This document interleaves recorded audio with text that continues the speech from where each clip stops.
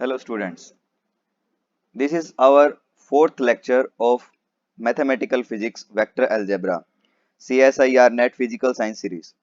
So in this lecture we are going to continue our topic of cylindrical coordinate system. Okay, so before proceeding to this cylindrical coordinate system you must have to see the Cartesian coordinate system and spherical polar coordinate system. After that if you will study this topic then you will be easily able to understand this topic. ठीक, तो हम इसके अंदर cylindrical coordinate system में जानेंगे। जिस तरह Cartesian coordinate system के अंदर हमारे पास एक्स वाई और जेड कोऑर्डिनेट्स थे किसी पॉइंट के, उसी तरह से सिलेंड्रिकल कोऑर्डिनेट सिस्टम में हम कंसीडर करते हैं r, phi and z. Spherical polar coordinate में हमने यूज किए थे आर, थीटा एंड फाई। तो सिलेंड्रिकल कोऑर्डिनेट में आर, फाई और जेड ये क्या होते हैं और इनकी वैल्यू कैसे कैलकुलेट करते हैं वो हम देखने वाले हैं। ठीक है, तो इसके अंदर अगर आप ये देखो कि कोई भी पॉइंट है, आर्बिट्रेरी पॉइंट मैं एज्यूम कर रहा हूं जिसकी कोऑर्डिनेट मैंने आर, फाई एंड जेड लिए हैं सिलेंड्रिकल कोऑर्डिनेट सिस्टम में। ये मेरी एक्सिस एक्स है, ये वाई एक्सिस है, ये जेड एक्सिस है। ठीक है, तो आर जो है वो इस पॉइंट की जेड एक्सिस से मैं परपेंडिकुलर डिस्टेंस ड्रॉ करूंगा, उसको मैं आर बोलूंगा। ठीक है, आर मेरी क्या है? R is the distance of point P which is perpendicular distance of point P from Z axis। ठीक है, तो R को मैं लिख रहा हूं यहाँ पे perpendicular distance of point P from Z axis। और यहाँ जो पॉइंट P है इसकी खास बात क्या है? पॉइंट P जो R, फाई एंड Z हमने एज्यूम किया है वो always lies on surface of cylinder।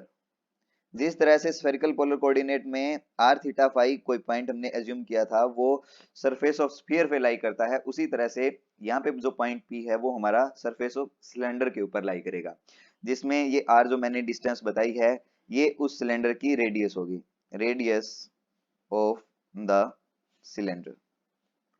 ठीक है, अब बात करते हैं हम फाई की। फाई कोऑर्डिनेट जो फाई लिखा है ये क्या होगा? अब हम क्या करेंगे, जो पॉइंट P है उसका प्रोजेक्शन देखेंगे हम एक्स वाई प्लेन के ऊपर।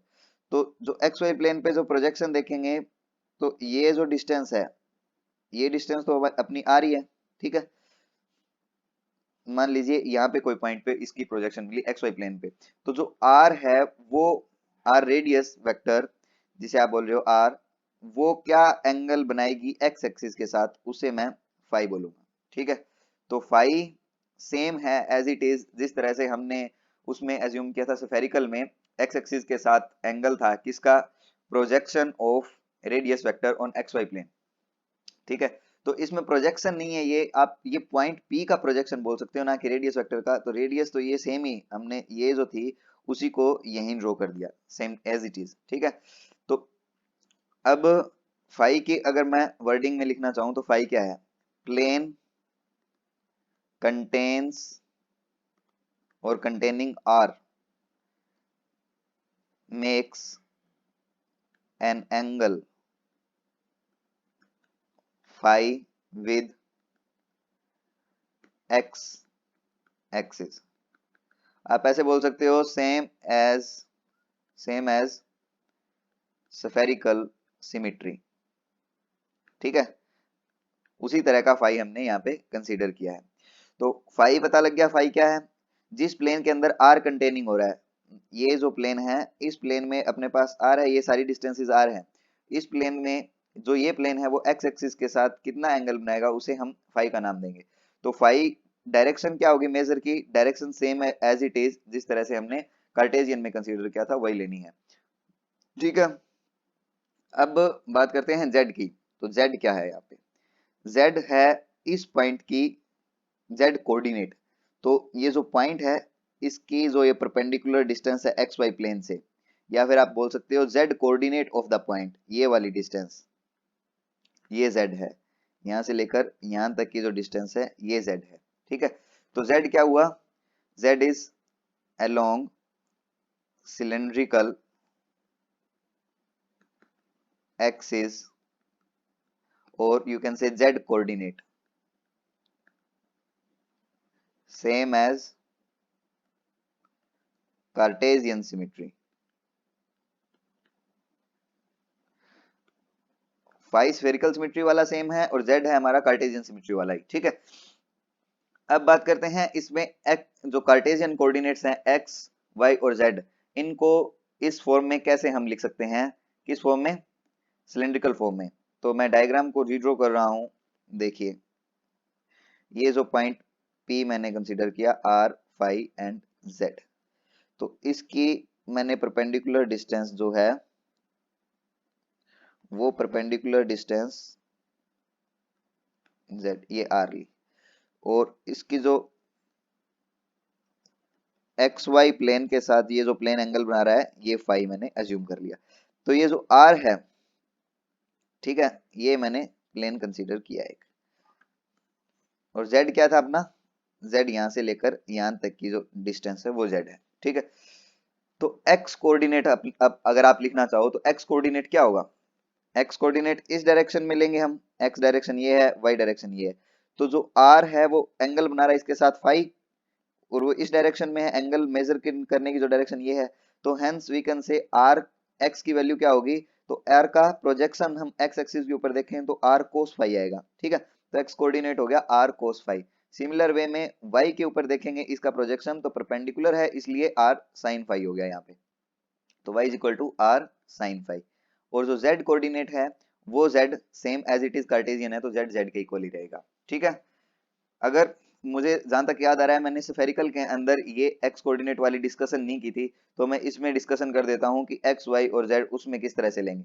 तो इसमें हम अगर स्फेरिकल की बात कर रहे थे तो स्फेरिकल में कुछ इस तरह से था, स्फेरिकल में ये डिस्टेंस r थी, ठीक है, और मैंने यहाँ पे प्रोजेक्शन लिया था xy प्लेन के ऊपर, उसको मैंने r साइन थीटा लिखा था, क्योंकि ये जो था थीटा एंगल था, ठीक है, और जो इस डायरेक्शन में मेजर कर रहे थे और ये एंगल फाई था। तो अब इसमें एक्स, वाई और जेड कोऑर्डिनेट्स क्या होंगे, एक्स, वाई एंड जेड। तो एक्स कोऑर्डिनेट हम लिखेंगे पहले, तो एक्स कोऑर्डिनेट क्या है, देखो एक्स बिकम्स, अब आर साइन थीटा है, r sine theta x y plane में इस डायरेक्शन में, और जो एंगल बना रहा है फाई एंगल बना रहा है एक्स एक्सिस के साथ, तो आर साइन थीटा एंगल बना रहा है ना एक्स एक्सिस के साथ फाई, तो इसके साथ कोस कंपोनेंट आ गया r sine theta cos phi. इसी तरह y के साथ परपेंडिकुलर बनेगा तो r sin थीटा एंगल बना रहा है ये 90 प्लस, सॉरी 90 माइनस फाइव, तो यहाँ पे आ जाएगा sin फाइव, ठीक है। और जो z कोऑर्डिनेट है, अब r का z के अलोंग देखोगे कंपोनेंट, तो वो क्या आएगा, सिंपल r cos थीटा, तो z is equal to r cos theta. ये तीन चीजें मैंने शायद पिछले लेक्चर के अंदर मिस कर दी थी, तो आप ये चीजें एक बार नोट डाउन कर सकते हो प्रीवियस नोट्स के अंदर एक साइड में स्पेस में, ठीक है। तो ये हमने बता दिया कार्टेशियन में और स्फेरिकल दोनों में। अगर यहां से आप वैल्यू कैलकुलेट करो किसकी, आर की वैल्यू कैलकुलेट करना चाहो तो आर हम लिख सकते हैं यहाँ पे क्या, इन दोनों इक्वेशन से under root x square plus y square, और y जो फाई है एंगल, उसे आप इन दोनों इक्वेशन को डिवाइड करोगे तो वहां से निकलेगा tan inverse y over x, और z की वैल्यू है वो z ही है, ठीक है। तो ये आप आर फाई जेड को कार्टेशियन कोऑर्डिनेट में चेंज कर सकते हैं, और जो कार्टेशियन कोऑर्डिनेट है उन्हें आर फाई जेड के अंदर हम चेंज कर सकते हैं। सिमिलर वे में इसमें स्फेरिकल पोलर कोऑर्डिनेट्स में हम चेंज कर सकते हैं, ठीक है। अब बात करते हैं हम डायरेक्शन की, यूनिट वेक्टर्स।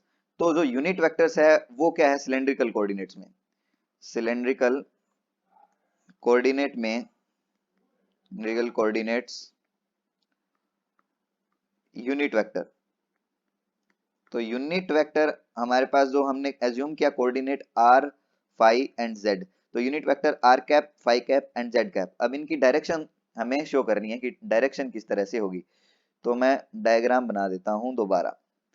यहां से जो आर डिस्टेंस है ये जेड एक्सिस है, जेड एक्सिस से परपेंडिकुलर आर डिस्टेंस आर, तो आर इस डायरेक्शन में इंक्रीज होगा, तो हमेशा ये जो डायरेक्शन है ये आर कैप रहेगी, ठीक है। अगर कोई यहाँ पे लोगे तो यहाँ पे इस डायरेक्शन में परपेंडिकुलर डिस्टेंस ड्रॉ करोगे, मान लीजिए यहाँ पे मैंने बनाया, तो यहाँ से अगर परपेंडिकुलर डिस्टेंस बनाओगे तो वो आर कैप कुछ इस डायरेक्शन में आ जाएगी, ठीक है, कुछ इस डायरेक्शन में बोल सकते हो आप। तो ये आर कैप की डायरेक्शन हुई। अब बात करते हैं हम फाई कैप की। फाई कैप क्या था, तो हमने ये ड्रॉ कर लिया सेम एज इट इज ऊपर वाली आर। तो ये जो एंगल बन रहा था ये इस डायरेक्शन में फाई हमने एज्यूम किया, तो इस डायरेक्शन में इस प्लेन के, ये जो प्लेन मैंने बनाया इस प्लेन के perpendicular direction away from that plane, वो हमारी फाई कैप होगी, यानी कि ये जो डायरेक्शन है वो फाई कैप डायरेक्शन है। और जेड डायरेक्शन, जेड हमेशा अपवर्ड रहेगी, जेड कैप, ठीक है। ये जो अपवर्ड डायरेक्शन है उसे हम जेड कैप डायरेक्शन बोलेंगे, और इनके जो अपोजिट में डायरेक्शंस होंगी उन्हें नेगेटिव में बोल देंगे कि minus r cap, minus phi cap and minus z cap. जिस तरह x y and z cyclic order follow करते हैं, सिमिलर वे में आर फाई एंड जेड है वो साइक्लिक ऑर्डर फॉलो करते हैं, R cap phi cap and Z cap. यानी R cap cross phi cap gives us Z cap and z cap cross r cap gives us phi cap, but in the opposite direction if we do cross product that r cross z then we get minus phi cap। okay, तो ये आपको बहुत अच्छे से आता ही है। अब हम बात करते हैं इनकी लिमिट्स की। तो r जो है वो वेरी करता है रेडियस 0 से लेकर इंफिनिटी तक, और जो फाई है वो जनरली वेरी करता है 0 से लेकर 2 पाई तक, और z कोऑर्डिनेट है वो माइनस इंफिनिटी से लेकर प्लस इंफिनिटी तक वेरी करता है, क्योंकि जो सिलेंडर है वो इस एक्सिस के नीचे भी हो सकता है एक्स वाई प्लेन के, और ऊपर भी हो सकता है, दोनों तरफ हो सकता है। तो ये लिमिट्स और ये कोऑर्डिनेट्स की यूनिट वेक्टर की डायरेक्शन वगैरह हो गई। अब बात करते हैं हम लाइन एलिमेंट की, या फिर आप इसे बोल सकते हो इनफाइनाइटेसिमल डिस्प्लेसमेंट वेक्टर और एलिमेंट। तो अब उसे ड्रॉ करने के लिए हमें किस तरह से समझना पड़ेगा, उसे समझने के लिए देखो डायग्राम ड्रॉ, ये पॉइंट यहां से परपेंडिकुलर डिस्टेंस आर, तो जो आर है जनरली वो ये डायरेक्शन है आर, तो आर के अंदर मैं अगर स्मॉल डिस्टेंस डी आर चलता हूं, ठीक है, पॉइंट पी से पॉइंट क्यू तक, तो मेरी डी एल आर की वैल्यू क्या होगी, D l are simple D R होगा, ठीक है। तो यहाँ जो डी एल वैक्टर हम लिखेंगे वो डी एल वैक्टर क्या लिखेंगे, d l r r cap plus d l phi phi cap plus d l z z cap. समझ में आई ये बात। अब इस बात के अंदर हमें डीएल आर तो हमने बता दिया डी आर ही है, और डीएल फाई है वो क्या होगा, आप देखो अब ये था आर, ये था फाई, तो हम अगर स्मॉल एंगल चलते हैं, मान लीजिए ये थी एक्सिस, यहां से फाई, अब इसको मैं जूम इन करता हूं, अब फाई एंगल को मैंने थोड़ा सा मूव करवाया डी फाई एंगल तक, तो जब डी फाई एंगल मूव करेंगे तो आर यहां से लेकर यहां तक जो डिस्प्लेसमेंट होगी फाई कैप की डायरेक्शन में उसे हम डीएल फाई बोलेंगे, तो डीएल फाई की वैल्यू क्या होगी आर डी फाई, ठीक है। तो डीएल फाई हमने बता दिया। अब इसी तरह जेड, जेड के अंदर क्या है, जेड अपवर्ड डायरेक्शन है, जेड कैप, जेड कैप में थोड़ा सा ऊपर चलेंगे डी जेड, तो जो डी जेड की वैल्यू होगी, सॉरी डी एल जेड, उसे हम डी जेड ही बोलेंगे, सिंपल, ठीक है। तो इन तीनों डायरेक्शंस के अंदर हमने स्मॉल डिस्प्लेसमेंट वेक्टर लिखा, तो टोटल जो डीएल है इनफाइनाइटेसिमल डिस्प्लेसमेंट वेक्टर उसे हम लिखेंगे r, sorry d r r cap plus r d phi phi cap plus d z z cap, ठीक है। कोई डाउट नहीं है इस चीज में। ये हमारा डिस्प्लेसमेंट वेक्टर हुआ, लाइन एलिमेंट जिसे बोलते हैं।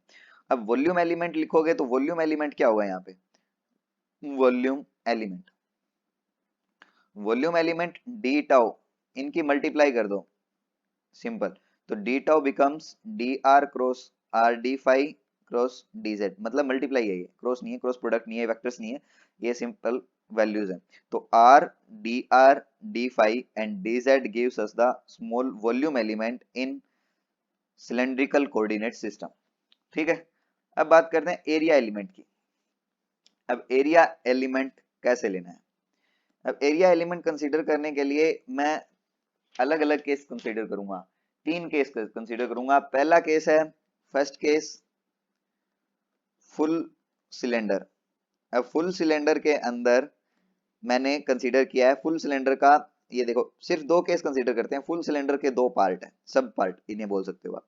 तो सब पार्ट में देखो ये मैंने एक सिलेंडर ड्रॉ किया, ठीक है। अब इस सिलेंडर की ये जो z एक्सिस है ये मैंने y एक्सिस बनाई, और ये एक्सिस मैंने x एक्सिस बनाई। तो आपको पता होगा कि ये जो डिस्टेंस है वो r है, ठीक है। रेडियस, जो रेडियस है सिलेंडर की वो r है। अब इस सिलेंडर में बात करो तो इसमें कितने सरफेसेस फॉर्म हो रहे हैं? तीन सरफेस फॉर्म है। एक तो ये कर्व्ड वाला सरफेस, एक ये ऊपर ऊपर वाला सरफेस, और एक ये नीचे वाला सरफेस, प्लेन सरफेस। तो तीन सरफेस कौन कौन से हैं? पहला सरफेस जिसे मैं बोल रहा हूं कर्व्ड सरफेस, जिसे आप r is equal to r surface बोल सकते हो, रेडियस जिसपे ये आउटर वाला सरफेस कंसीडर हम कर रहे हैं, कर्व्ड वाला, ठीक है। तो इस पे एक एलिमेंट अगर मैं कंसीडर करता हूं तो उसकी डायरेक्शन आर कैप होगी, जिस मर्जी पॉइंट पे आप लोगे एरिया एलिमेंट, तो उसकी आउटवर्ड होगी, ठीक है। और इस पॉइंट पे अगर हम कहीं पे कंसीडर करते हैं ऊपर वाले प्लेन के ऊपर और एक नीचे वाले प्लेन के ऊपर, तो इनमें डायरेक्शन कुछ इस तरह से शो होगी, ठीक है। तो पहला ये मैंने माना, सेकंड इसे एज्यूम कर लेता हूं, और थर्ड ये एरिया एलिमेंट, तीन तीन एरिया एलिमेंट कंसीडर होंगे फुल सिलेंडर के केस में। तो r is equal to r surface के ऊपर एरिया एलिमेंट अगर मैं लिखूंगा dA, तो उसकी वैल्यू क्या होगी? dA वेक्टर, उसकी वैल्यू होगी सिंपल, क्योंकि इसे आप ऐसे बोल सकते हो r constant surface, r is equal to constant surface है जो, तो उसमें r d phi dz into r cap, ये वैल्यू हम एरिया एलिमेंट की लिखेंगे। आर कांस्टेंट, डी फाई और डी जेड की multiply, simple, that gives the area element. अब सेकंड है, सेकंड सरफेस जो ऊपर वाला सरफेस मैंने एज्यूम किया है, ये दिस वन सरफेस, इस सरफेस के ऊपर इसको बोलेंगे क्या हम?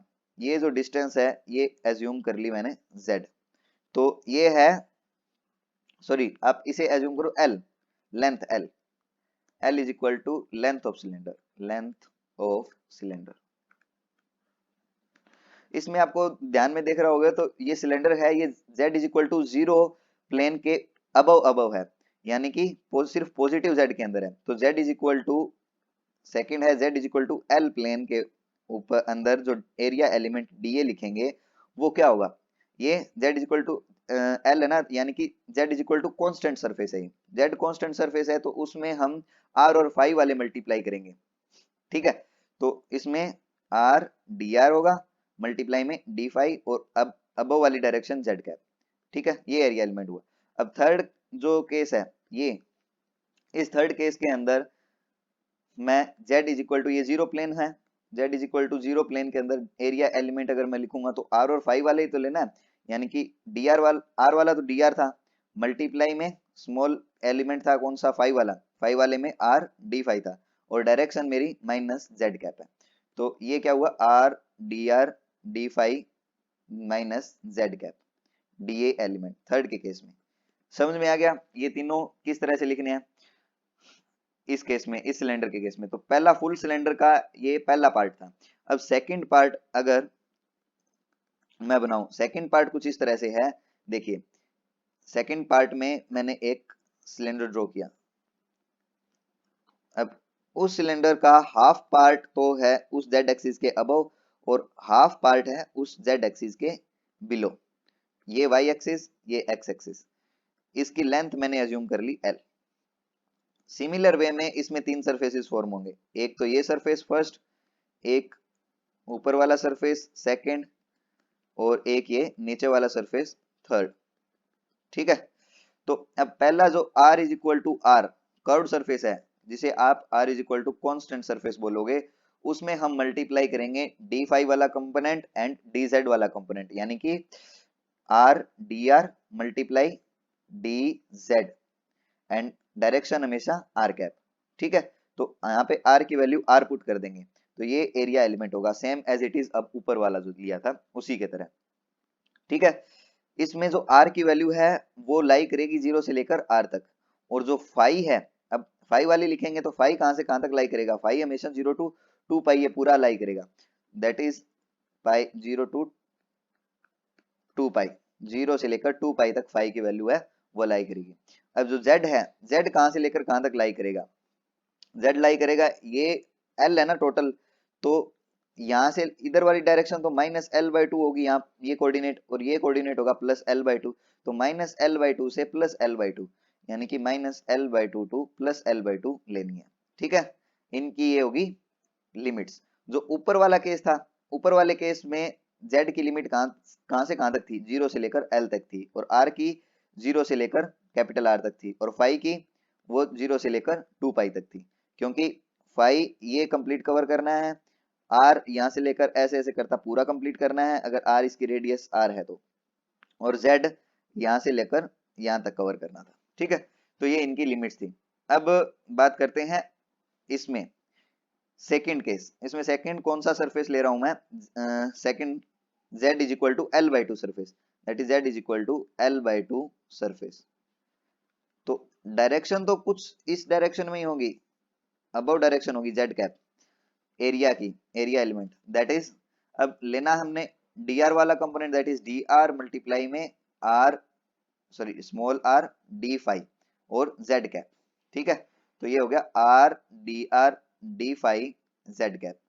इसी तरह ये सेकंड के केस में है दैट इज dA। अब थर्ड केस अगर मैं बनाऊं तो थर्ड केस में ये z is equal to minus l by two plane है। अब z is equal to minus l by two plane में हमें क्या पता होना चाहिए कि डायरेक्शन है वो अवे फ्रॉम दिस सरफेस होगी, यानी कि डाउनवर्ड होगी। अब जो डाउनवर्ड डायरेक्शन है वो माइनस जेड कैप है, तो एरिया एलिमेंट की वैल्यू क्या होगी, d is equal to r d phi minus z cap. ठीक है, सेम एज इट इज ऊपर वाले की तरह ही है एरिया एलिमेंट, बट जो लिमिट्स हैं जेड की वो चेंज हो रही हैं। अब जो सेकंड केस है वो मैं ले रहा हूं क्वार्टर सिलेंडर का। Second case quarter cylinder. अब क्वार्टर सिलेंडर मतलब जो सिलेंडर है उसका चौथा हिस्सा, जो फर्स्ट क्वाड्रेंट फर्स्ट ऑक्टेंट में आप जिसे बोल सकते हो। ठीक है, तो मैं डायग्राम बना देता हूं, ये z एक्सिस, ये y एक्सिस, ये x एक्सिस। तो डायग्राम हमारा कुछ इस तरह से बनेगा।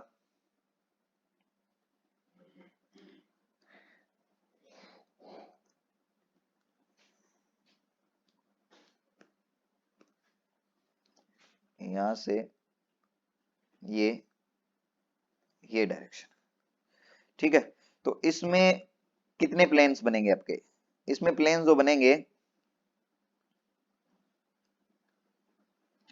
इसमें एक तो ये कर्व्ड वाला प्लेन बनेगा जिसमें आप r is equal to r surface बोलोगे। ठीक है, पहला इसे मैं फर्स्ट सरफेस नेम दे रहा हूं। सेकंड सेकंड ये जो एक्स जेड प्लेन है, ये दिस प्लेन, कौन सा प्लेन, दिस वन, एक प्लेन ये बनेगा, यानी कि एक एक्स जेड प्लेन में जो बन रहा है उसे मैं सेकंड का नेम दे रहा हूं। ठीक है, उसके बाद एक ये प्लेन बनेगा कौन सा, वाई जेड प्लेन में जो उधर वाली साइड दिख रहा है, तो उसे मैं थर्ड का नेम दे रहा हूं। और एक अबव ये वाला ऊपर वाला प्लेन जिसे फोर्थ, और एक ये नीचे वाला प्लेन जिसे मैं फिफ्थ बोल रहा हूं। यानी कि यहाँ पे 5 सरफेसेस हमारे पास फॉर्म होंगे। अब पांचों सरफेसेस का कुछ इस तरह से आपको डायग्राम दिख रहा होगा कि 5 सरफेसेस हमने जो बनाए हैं उनमें एरिया एलिमेंट, एक तो पहला ये, इसमें आर कैप, एक एरिया एलिमेंट वो जिसमें उधर वाली साइड डायरेक्शन होगी, जो ये z है ये y है, तो वाई जेड प्लेन में वो डायरेक्शन ले ली मैंने, ये एक्स जेड प्लेन में इस डायरेक्शन में होगा, और ऊपर वाला जो प्लेन लिया है उसमें अपवर्ड डायरेक्शन होगी, और जो नीचे वाला प्लेन लिया है उसमें डाउनवर्ड डायरेक्शन होगी। ठीक है, एरिया एलिमेंट्स की ये कुछ इस तरह से आपको जो एरिया एलिमेंट्स हैं उनकी डायरेक्शंस देखने को मिलेंगी। तो जो उधर वाला प्लेन है मैं इनकी वैल्यूज की नेम लिखूंगा, फिर आप इमेजिन करके देखना कि कौन से प्लेन की बात हो रही है। पहले मैं फर्स्ट सरफेस की बात कर रहा हूं, तो पहला सरफेस हमने एज्यूम किया था ये r is equal to r constant वाला। ठीक है, और इसकी जो लेंथ है वो मैं l ही मान रहा हूं। ठीक, तो इसमें इसमें देखो लिमिट्स कहां से कहां तक वेरी करेगी, r की जो लिमिट है वो 0 से लेकर कैपिटल R तक वेरी करेगी, z की है वो 0 से लेकर कैपिटल L तक वेरी करेगी। और जो फाई है, अब फाई देखो, फाई इस x एक्सिस से एंगल मेजर करना स्टार्ट होंगे और y तक मेजर करेंगे तो simple pi by 2 he value होगी, 0 से लेकर पाई बाय 2 फाई वेरी करेगा। ठीक है, क्योंकि एक्स जेड प्लेन से जेड वाई प्लेन तक ही अपना जो सिलेंडर है वो है, बाकी के अंदर सिलेंडर का पोर्शन नहीं है, इसलिए फाई वेरी कर रहा है सिंपल 0 से लेकर पाई बाई 2 तक। R is equal to r constant surface पे डी ए एरिया एलिमेंट की वैल्यू क्या है, आर डी फाई, सॉरी यहाँ पे डी आर नहीं है, डी आर तो 0 हो जाएगा ना, तो कौन सा लेना है, हमें लेना है r into d phi into d z. ठीक है, क्योंकि ये था फाई कैप वाला कंपोनेंट और ये था जेड कैप वाला कंपोनेंट और आर कैप उसकी डायरेक्शन होगी। ठीक है, सेकंड सेकंड सरफेस में एज्यूम कर रहा हूं कौन सा, देखो ऊपर जो बनाया है सेकंड है अपना एक्स जेड प्लेन, जो एक्स जेड प्लेन के अंदर phi is equal to 0 plane आप इसे बोल रहे हो, phi is equal to 0 plane, या फिर ये फाई कांस्टेंट सरफेस हो गया।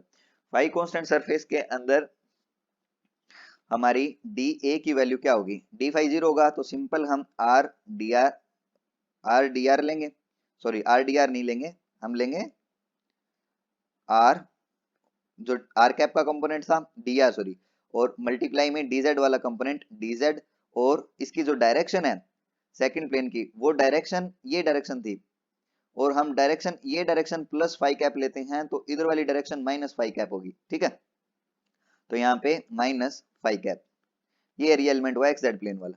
थर्ड केस हम कर रहे हैं वाई जेड प्लेन, जिसमें हमारा phi is equal to pi by 2 plane है। ठीक है, कांस्टेंट, कौन सा प्लेन की बात कर रहे हैं यहाँ, third plane, this one, this plane. ठीक है, तो इस प्लेन में हमारी जो डायरेक्शन है वो प्लस फाई कैप है, वो डायरेक्शन जो दिख रही है आपको। तो थर्ड केस में डी ए की वैल्यू क्या होगी, डी आर, आर कैप वाला कंपोनेंट ले लिया, मल्टीप्लाई में कर देंगे हम डी जेड, और इसमें प्लस फाई कैप डायरेक्शन होगी। ठीक है, fourth z is equal to L plane, ऊपर ऊपर वाला प्लेन, दिस प्लेन, तो z is equal to L plane में डायरेक्शन ऊपर ही होगी z कैप में, तो एरिया एलिमेंट की वैल्यू क्या होगी, डी आर, आर कैप वाला डी आर एंड मल्टीप्लाई कर देंगे हम डी फाई वाला, that is r d phi और z cap, this becomes r d phi z cap. Similar way में फिफ्थ सरफेस है z is equal to 0 plane, जो नीचे एक्स वाई प्लेन के अंदर जो प्लेन है उसे z is equal to 0 plane है। अब उसमें हम डी ए की वैल्यू लिखेंगे, वो क्या होगी, d r into r d phi into minus z cap, तो ये हो गया minus r d phi z cap. Minus कैसे लगाया, क्योंकि जो इस प्लेन में हम सरफेस एलिमेंट कंसीडर कर रहे हैं उसकी एरिया एलिमेंट की जो डायरेक्शन है वो downward away from the surface होगी। ठीक है, ये हमने 500 केस, इसमें 500 सरफेसेस का हमने पढ़ लिया। तो ये था सिलेंड्रिकल कोऑर्डिनेट सिस्टम।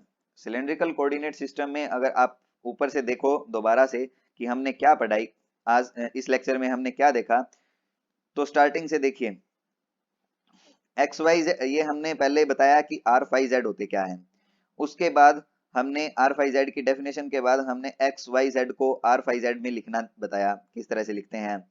ठीक है, और उसके बाद हमने इनकी यूनिट वेक्टर्स की डायरेक्शन देखी और उनकी जो आर फाई और जेड कोऑर्डिनेट्स की लिमिट्स हैं वो देखी।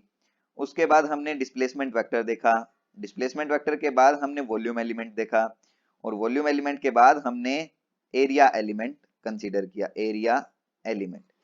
तो एरिया एलिमेंट में हमने दो केस कंसीडर किए, एक फुल सिलेंडर एक क्वार्टर सिलेंडर। अब फुल सिलेंडर में हमने दो केस माने फर्दर, एक z is equal x y plane से अबव सिलेंडर लिया और एक जिसमें ओरिजिन हमने सिलेंडर के मिड में लिया। ठीक है, और थर्ड जो था क्वार्टर सिलेंडर का, उसमें हमने एरिया एलिमेंट्स कंसीडर किए जिसमें आर फाई और जेड सब की वैल्यूज भी हमने देखी। तो ये था cylindrical system, cylindrical coordinate system. अब मिलते हैं हम नेक्स्ट लेक्चर के अंदर, तब तक के लिए अपना ध्यान रखें, अपने घर पर रहें, सुरक्षित रहें और अपने दोस्तों के साथ इस चैनल को शेयर जरूर कर दें ताकि वो भी इस CSIR नेट फिजिकल साइंस का सीरीज को ज्वाइन कर सकें और अच्छे से अपनी स्टडी है वो कंटिन्यू कर सकें। Thanks a lot.